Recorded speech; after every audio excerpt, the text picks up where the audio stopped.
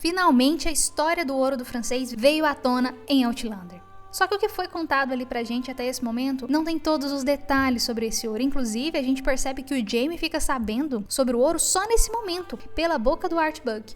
Porém, nos livros, isso acontece um pouquinho diferente. O Jaime já sabia e foi a tia Jocasta que contou pra ele. Nesse vídeo eu vou te contar todos os detalhes sobre o ouro do francês e te mostrar o tanto que isso é importante pra essa história e pra esses personagens. A primeira coisa que a gente tem que ter em mente é que esse ouro ele veio de Luís da França. É um ouro que foi enviado para ajudar a causa dos jacobitas, ou seja, a restauração de um Stuart no trono.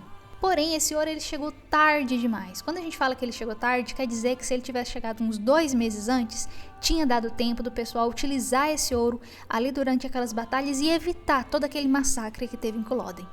O ouro chegou lá na ilha de Silk, aquela ilha que tava o baú com as pedras preciosas e aquela safira azul, lembra? 3 pessoas mascaradas foram receber esse ouro. Ele chegou de barco, distribuído em 6 baús. Dentro de cada baú tinha lingotes de ouro com o símbolo de Luís, uma flor de lis. Era um total de 30 mil libras. Dougal Mackenzie, Hector Cameron e uma terceira pessoa, que a Jocasta suspeita ser um dos Grant, estavam lá para poder receber esse ouro. Esses detalhes a Jocasta conta pro Jaime, para Claire e mais algumas pessoas que estavam ali em volta, lá no livro 5, A Cruz de Fogo, no capítulo 53, que foi logo após o casamento da Jocasta. Teve um atentado ali contra ela, contra o novo esposo dela, o Duncan, e Jaime e Claire estavam lá, e para poder ajudar em toda aquela situação e contextualizar o que estava acontecendo, a Jocasta contou toda a história do ouro, porque quem foi lá, fez esse atentado contra ela, queria o ouro. Então como que ela ia explicar pro Jaime que, olha, tem alguém aqui em Riverrun querendo o ouro? Aí o Jaime vira e fala assim, não, mas que ouro? Então ela teve que contar da onde que veio esse ouro e que tinha um ouro escondido em Riverrun. Então ela conta que ela estava lá com o Hector no dia que esse ouro chegou. Ela, o Hector, o Dougal Mackenzie, que é o irmão dela, e uma terceira pessoa que ela suspeita ser alguém do clã dos Grant. E como já estava tarde naquele momento da história, eles discutiram o que eles iam fazer com aquele ouro. E o acordo foi o seguinte: cada um dos 3 ficaria com 2 baús e daria um jeito de entregar para o rei, daria um jeito de entregar ali para poder ser utilizado. O Jaime comenta que, conhecendo o tio dele, ele provavelmente entregou ali pro Charles Stuart. Na série a gente vê essa informação sendo dita pelo Art Buck, mas na verdade foi o Jaime que comentou isso, conhecendo o tio dele como ele conhecia. Porém, eu fiquei curiosa para entender em que hora que o Dougal Mackenzie fez essa entrega desse ouro, porque se você se lembra bem, o Dougal Mackenzie morreu pelas mãos do Jaime e da Claire lá na 2ª temporada, antes da Batalha de Culloden. E a Jocasta conta que o Hector escondeu os 2 baús deles na mata. Ele foi até Culloden para poder saber como é que estava aquela situação. Ele viu que não estava favorável para os jacobitas e decidiu fugir. A Jocasta queria levar as 3 filhas dela junto com ela. Ela tinha 2 filhas de outros 2 casamentos anteriores e uma filha com o Hector Cameron, a Morna. Uma das outras 2 filhas já era viúva e a outra, o marido dela, estava em Culloden. E ela queria muito chegar até essas filhas dela e levar todo mundo, as filhas, os netos, todo mundo para Carolina do Norte. Porém, o Hector insistiu que isso já era um caso perdido, que toda aquela situação envolvendo Culloden ia explodir e eles não iriam conseguir se salvar, e a caminhonete, e a carruagem que eles estavam era muito pequena e não ia caber esse tanto de gente. Então ele convence a seguir somente o Hector, Jocasta, a Morna, a filha deles, e os 2 baús de ouro. Porém, no meio do caminho, eles têm um encontro com os ingleses e o Hector acaba matando a Morna por acidente. A gente vê isso na série. A Jocasta fica revoltada e nunca perdoou o Hector por isso, tanto por ter matado a Morna por acidente, quanto por ter deixado as outras 2 filhas dela para trás. E assim eles seguem para Carolina do Norte, Jocasta e Hector, e os 2 baús de ouro contendo 10 mil libras. Na Carolina do Norte, eles viveram então sem utilizar esse ouro todo, até para não levantar suspeitas. Depois disso, no mesmo livro, A Cruz de Fogo, no capítulo 104, a gente descobre aonde que esse ouro está escondido ali em Riverrun. E esse ouro está escondido dentro do mausoléu do Hector, que é um mausoléu, é uma cripta, uma casinha lá no meio do jardim que tinha o caixão do Hector. E nesse momento da história ali no livro, a gente tem o personagem do Tenente Wolfe, que ele estava em Riverrun à procura desse ouro. E o pessoal todo, como Jaime e companhia, descobriu isso e acabou que Ulysses matou o Tenente Wolfe. O Jaime, então, ele tem a brilhante ideia de enterrar o Wolfe junto com o Hector. E pensa assim, ninguém vai procurar por uma pessoa dentro da cripta, dentro do mausoléu. O Hector vai proteger Riverrun. Só que a Jocasta chega, vê aquela situação e fica muito revoltada. porque eles estão abrindo o mausoléu. A Jocasta chega e o Jaime fala: não se preocupe, tia, volte pra casa, eu cuido disso, vai ficar tudo bem.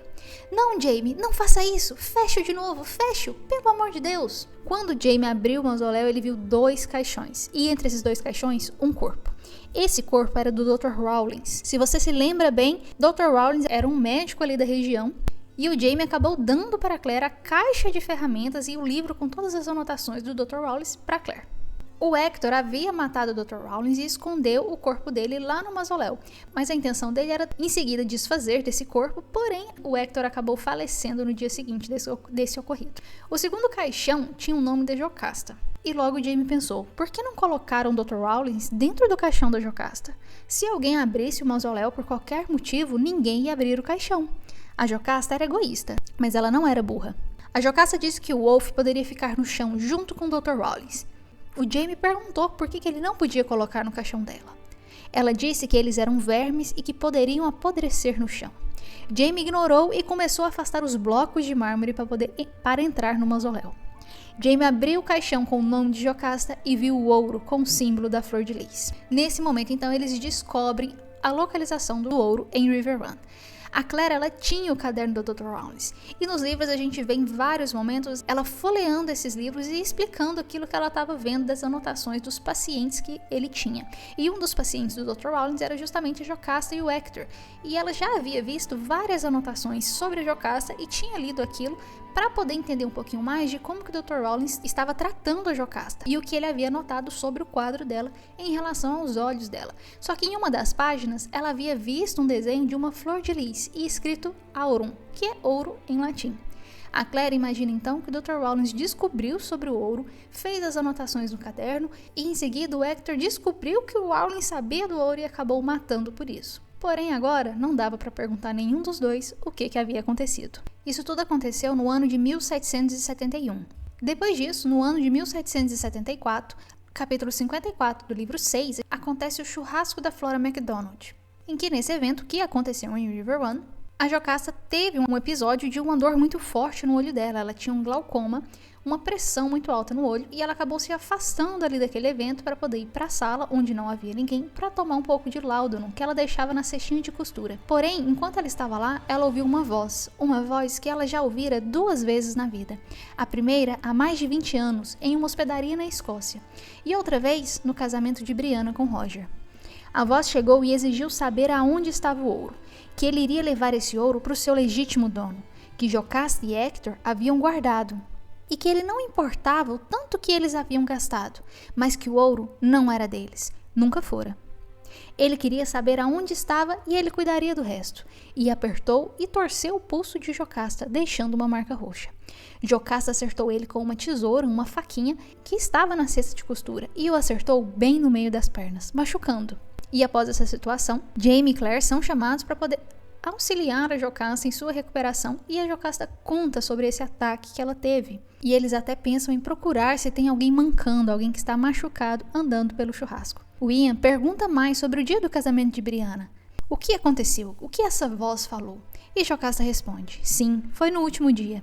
Ele foi à minha barraca quando eu estava sozinha. Embora eu não tenha dito nada no começo, eu sabia que tinha alguém ali e perguntei quem era. Então ele deu uma espécie de risadinha e falou: então é verdade o que dizem? A senhora é totalmente cega?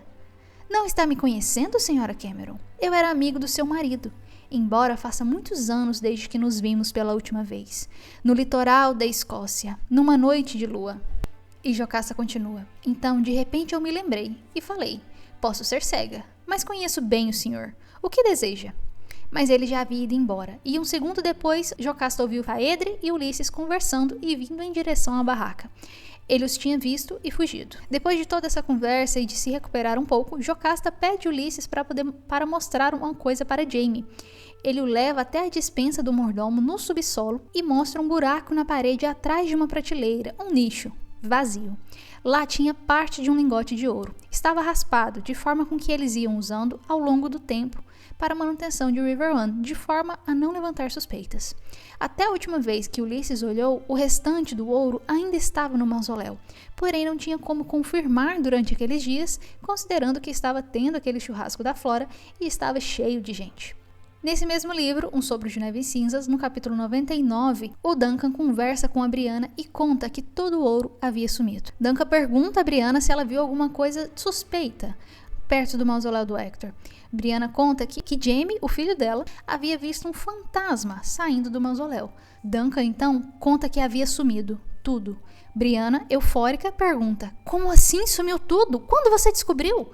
E o Duncan responde: pelo amor de Deus, moça, fala baixo. Ontem à noite, eu vou te contar. E Duncan contextualiza toda a história para Brianna. Eram 10.000 libras que Hector e Jocasta haviam trago para a Carolina do Norte, de um total de 30.000 que Luís mandou. Esses 30.000 foram divididos em 3 e tinha sobrado 7.000 no caixão. Hector vivia como um rico, mas dentro dos meios que um lugar como River Run pudesse oferecer. Ele gastou 1.000 comprando a terra e ao longo dos anos outro 1.000 com escravos, gado e coisas do tipo. O outro 1.000 ele botou no banco. Jocasta não suportava a ideia de ter todo aquele dinheiro ali parado, sem render nada. Depois que Hector morreu, Jocasta continuou vivendo com cautela. Pegou só um lingote do caixão, que era gradualmente talhado e vendido por Ulisses, que havia desaparecido. Ou seja, alguém roubou o ouro do esconderijo de Ulisses em 1774 e sabia que o ouro estava em River Run. E naquele momento, em 1775, todo o ouro havia sumido. Por fim, no capítulo 124 desse mesmo livro, Um Sopro de Neve e Cinzas, o Jaime confronta o Sr. Bug e descobre que foi ele que havia pegado todo o ouro de River Run. O Sr. Bug conta então que a cada vez que ele ia a River Run para negócios, ele pegava um lingote de ouro e trazia de volta para a cordilheira. Naquele ponto, todo o ouro estava escondido debaixo da Casa Grande. E os acontecimentos seguem bem parecidos com o que a gente viu na série. Que Jaime manda o Sr. Bug embora, porém ele retorna para poder tentar recuperar esse ouro que ele afirmava ferozmente não pertencer a Jocasta e sim pertencer ao legítimo rei da Escócia, um rei de sangue Stuart.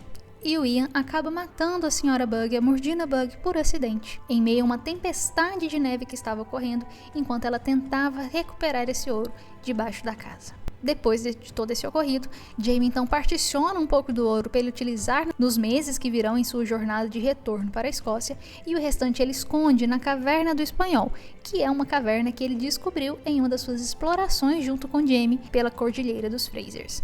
E essas são todas as informações que a gente tem até o momento sobre o ouro do francês. E agora eu quero saber de você. Você achou interessante toda essa trajetória desse ouro? Você acha que esse ouro vai ser importante?